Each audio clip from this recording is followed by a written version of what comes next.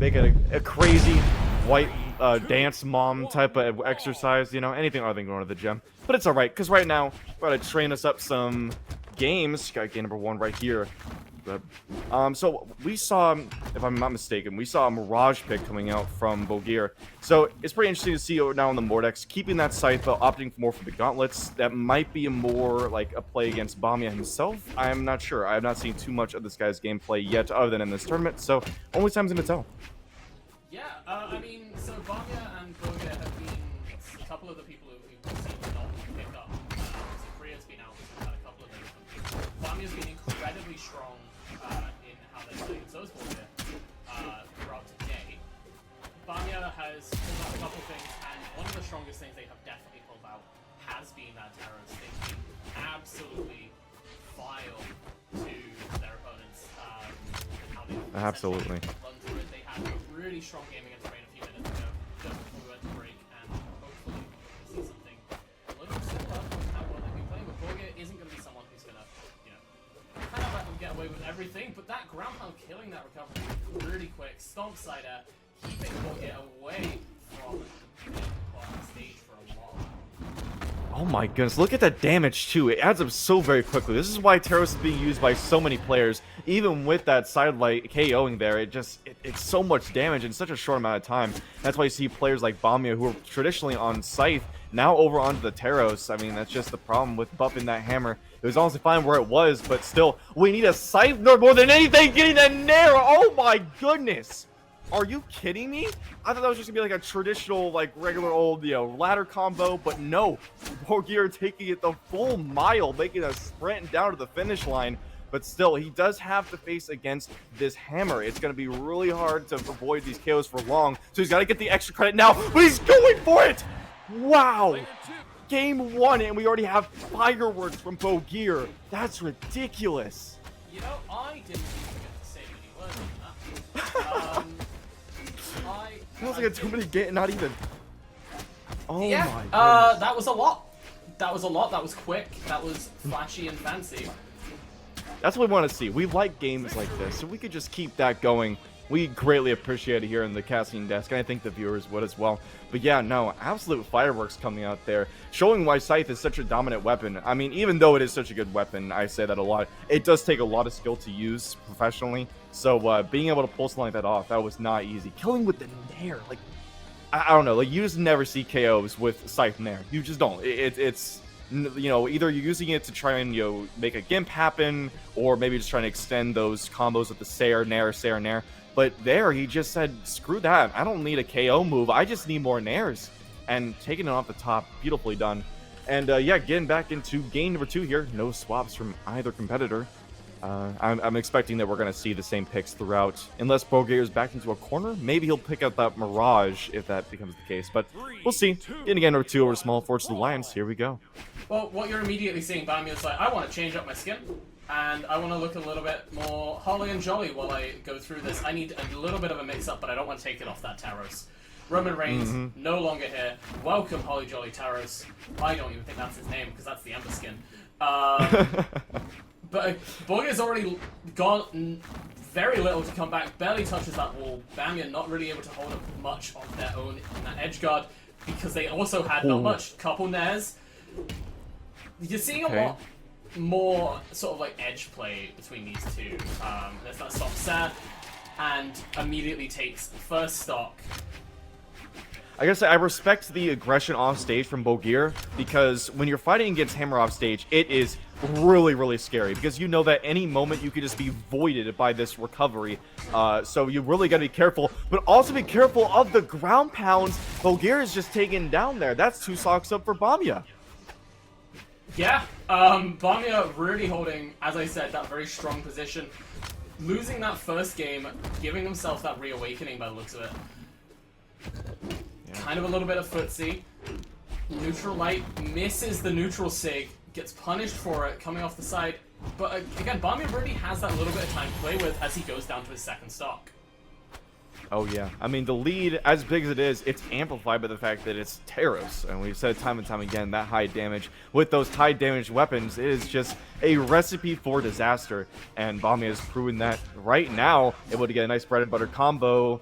Okay, let's see, trying to build as much damage as possible. He knows that getting KOs on the axe is going to be kind of difficult, well, unless you rip that D-Sig. Jeez, okay, not hitting there.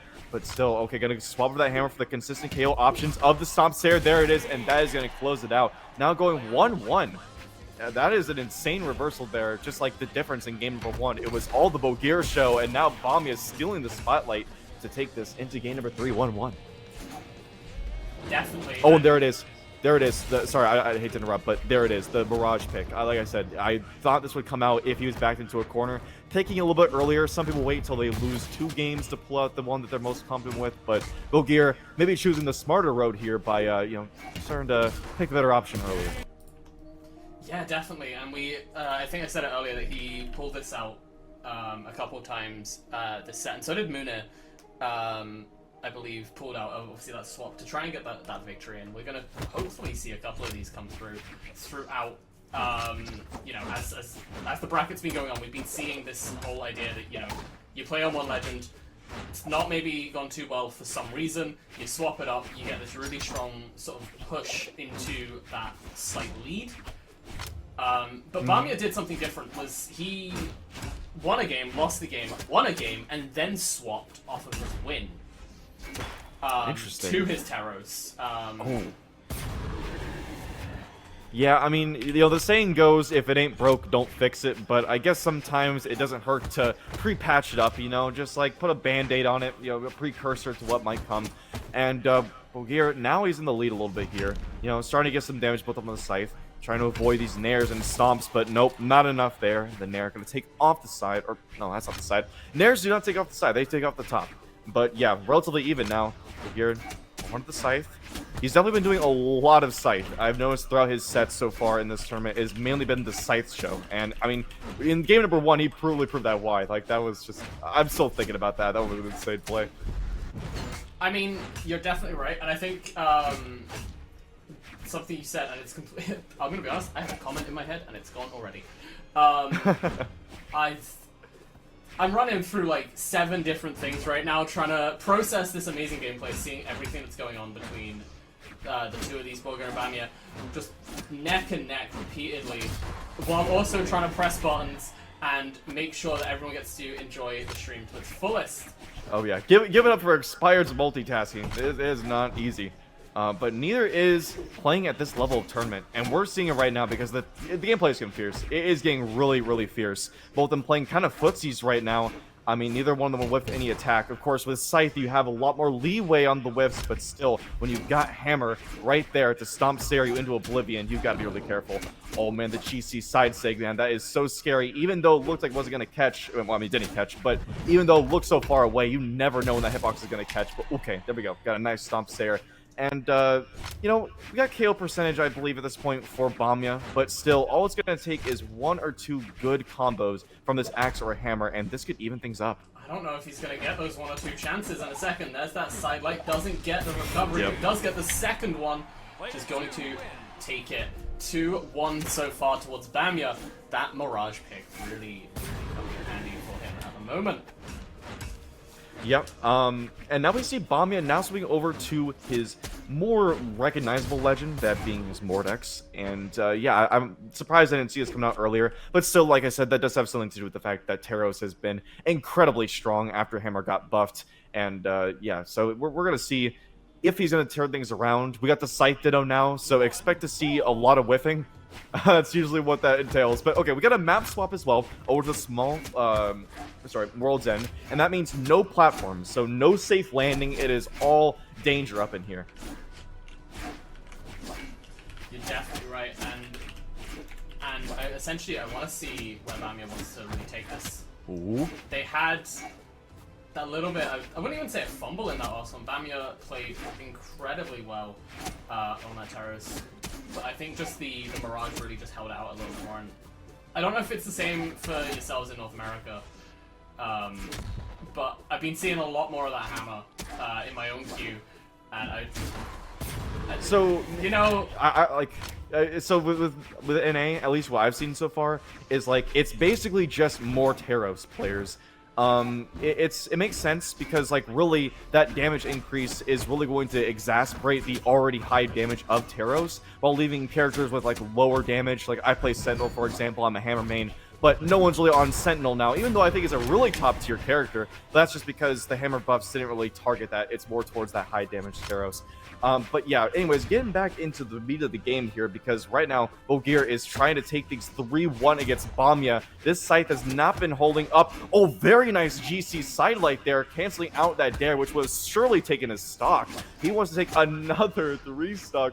Or wait, was it a 3-stop before? I believe it was, if I'm not mistaken. But no, not this time at least, because he gets that cider, closing out Borgir's stock. But look at that comeback he's got to make. And we're 1:30 into the game. What explosive gameplay we're seeing. I love this. EU, you get my respect. NA is not nearly this, like, aggressive. I think NA can be this aggressive. I think we're going to see that later on. I think today AJ has his event for April coming out. He's I think it's being produced at a LAN studio, so I think he's going to have a really good show there as well. And I think we're going to see some really nice North America later over with Moose Wars, Canadian Den, and all of that crew. But Europe have shown some really strong pieces, and we're seeing here again. Just Borgir has such control, keeping bamya off. Bamya's got those exclamation points, doesn't get the scythe down late to catch it, and that might be where bamya can get a little bit of a breather. There's that neutral late. Bamya could potentially bring this back down to 1 stock each, but will that be enough? As Borgir gets the single side light, no follow-up successful, gets punished for it with the recovery, just staying in the air. Back to 1 stock each, but Borgir has that really good health advantage right now. There's that down signature. Oh yeah, there it is. That D-Sig. Very nicely done.